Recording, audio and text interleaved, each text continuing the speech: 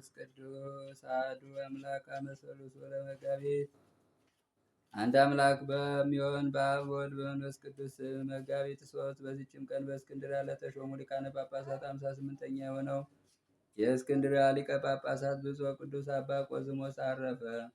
ይህም አባት እውነተኛና ንጹሕ የዋህ ርኅራኄ የበዛ የቤተ ክርስቲያንን መጻሕፍት ትርጓሜያቸውን የሚያውቅ ነበር። እግዚአብሔርም በወንጌላዊ ማርቆስ መንበር ላይ ለሊቀ ጵጵስና ሹመት መረጠው። የግብፅ ንጉሥ መቅትር በነገሰ በ18 ዓመት ሊቀ ጳጳሳት ሆኖ ተሾመ። በተሾመም ጊዜ ክብር ባለቤት ጌታችን ኢየሱስ ክርስቶስ መንጋዎች በፈሪሃ እግዚአብሔር እና በጥበብ ጠበቃቸው። ለእርሱ ከሚገባው ከግብሩ ገንዘብ የሚተርፈውን ለጦም አዳሪዎች ይሰጣቸው ነበር። ደግሞም ለቤተ ክርስቲያን ሕንፃ ማሰሪያ ያወጣ ነበር። መልካም ተጋድሎን ባየ ጊዜ ሰይጣን ያለ ሐዘን አልተወውም፣ ነገር ግን የሚያዝንበትን ምክንያት በላዩ አመጣ። ይህም እንዲህ ነው። ጴጥሮስ የሚባል ጳጳስ ለኢትዮጵያ ሀገር ሹሞ ነበር። አባ ጴጥሮስም ወደ ኢትዮጵያ በደረሱ ጊዜ ጥቂት ዘመን በሰላም ኖረ። ከዚህ በኋላ የኢትዮጵያ ንጉሥ ታመመ። አባ ጴጥሮስንም ጠርቶ ሁለቱ ልጆቹን አቀረበ። ዘውዱንም ከራሱ ላይ አንስቶ ለአባ ጴጥሮስ ሰጠው።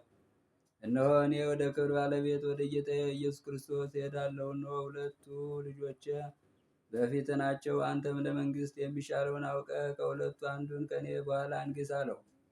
ንጉሱም ካረፈ በኋላ ጳጳሱ፣ መኳንንቱና የጦር ሰራዊቱ አለቆችና የመንግስት ሰራዊት አለቆች ተማከሩ። እርስ በርሳቸው ለመንግስት የሚሻል የሚያንሰው ነው ተባባሉ።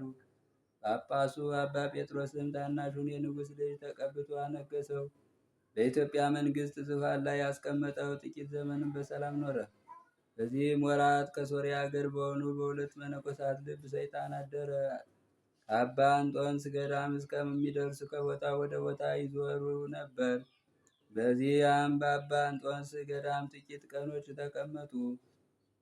ስለ ስራቸውም ክፋት አባረሯቸው። ከዚህ በኋላ አንዱን ጳጳስ ሁለተኛውም ረዳት ሊሆን እርስ በርሳቸው ተስማሙ።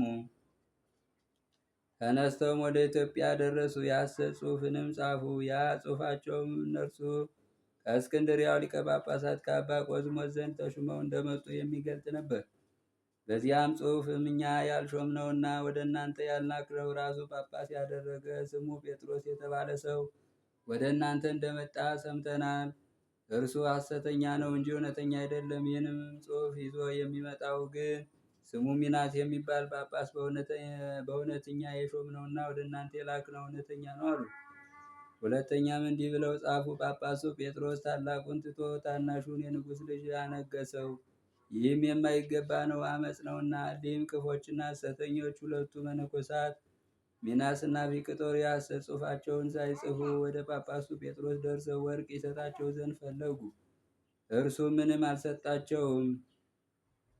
ይህንም የከፋና የረከሰ ሥራ ሰይጣን አስተማራቸው። የሐሰት ደብዳቤም ጽፈው ወደ ታላቁ ንጉሥ ልጅ ወሰዱ። እርሱም ከጥቂት ሰዎች ጋር ለብቻው ይኖር ነበር። እነዚያንም የሐሰት ደብዳቤዎች አነበቡለት፣ እጅግም ደስ አለው። ከዚህ በኋላ ብዙ ሰራዊት ሰብስቦ እሊያን የሐሰት ደብዳቤዎች በፊታቸው አነበበላቸው። ከንጉሡ ወንድሙ ጋርም ጦርነት ገጥሞ ድል አደረገው። ወንድሙንም አሰረው፣ የመንግስት ስልጣን ያዘ። እንዲሁም ጳጳሱን ጴጥሮስን አሰረው፣ በሩቅ አገርም አጋዘው። ያንንም ሐሰተኛ ሚናስን በጳጳሱ በጴጥሮስ ፈንታ አስቀመጠው።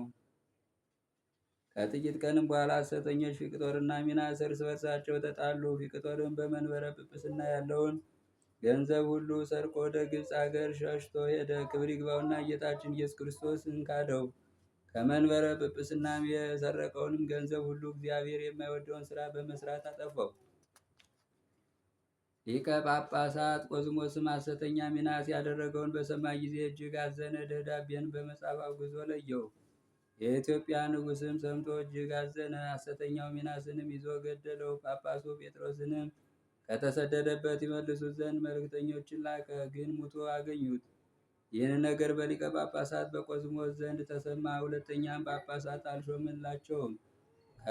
ከእርሱም በኋላ የነበሩ ሊቃነ ጳጳሳት አባ መቃርስ፣ አባ ታውፋኔዎስ፣ አባ ሚናስ፣ አባ አብርሃም በእነዚህ ዘመን ከ911 ዓመተ ምህረት እስከ 995 ዓመተ ምህረት ድረስ ለ84 ዓመታት ያህል ለኢትዮጵያ ሰዎች ጳጳስ ተሹሞ አልተላከላቸውም።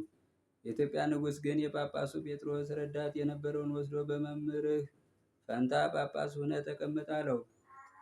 እርሱም እኔ ጳጳስ ልሆን አይገባኝም፣ የሐዋርያትንም ሥርዓት ተላልፌ ይህንን ልሰራ አልችልም። ይልቀቀኝና ወደ ግብፅ ልሂድ፣ ጳጳስ እንዲሾምላቸውም ሊቀ ጳጳሱን እለምነዋለሁ። ከዚህ በኋላ ወደ እናንተ እመለሳለሁ እያለ ንጉሡን ማለደው። ንጉሡም ወደ ግብፅ እንዲሄድ አላሰናበተውም። ያለ ውዴታው ወስዶ የጵጵስናውንም ልብስ አለበሰው እንጂ የጵጵስናውንም ሥራ እንዲሠራ አደረገው። አባ ቆዝሞስም እጅግ ተሸመገለ። የሹመቱም ዘመን ደህንነትና ሰላምን የተመላ ነበር። በወንጌላዊ ማርቆስ ወንበርም 12 ዓመት ኖረ፣ በሰላም አረፈ። እግዚአብሔር በጸሎቱ ይማረን ለዘላለሙ አሜን። ሰላም እብለ ሊቀ ጳጳሳት ቆዝማዝ ስብሐተ ልዑል ዘይቀድስ አምሳለ ኪሩቤል በዜማ እንበለ ምክንያት አሐዱ ለብሔረ አጋዚ እመተቃወማ በብዛ በሲመቱ ለቤተ ክርስቲያን ሰላማ ወለእብሬቱ በሰናይ ፈጸማ። በዚችም ቀን ከፍንዮስ አገር የሆነ አባ በርፎንዮስ አረፈ። በረከቱን ከእኛ ጋር ለዘላለሙ ትኑር አሜን። ሰላም ለከ በርፎንዮስ አብ ምሉአ ጥበብ ከመማይቶ ዘአስተርአይከ ለሀገረ ፍንዮስ ለመራስምከ ኀበ ይትከበር ከብካበ ረስየኒ ይትረከብ በልብስ እጹብ።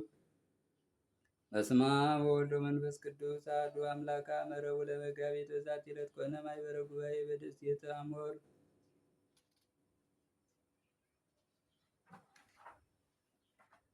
ወበዛቲ ዕለት ኮነ ሰማዕተ ቅዱስ ወብፁዕ አኑልዮስ መኮንን ዘአቅረብኩ ማኅሌተ አዘኪራ ይላፍም ለተጸምዱ ከዘልፈ ለላ ነብቶ ከብዘንዴቴ መጻፈን ተረሴ ገዚዮ ጸሪቀ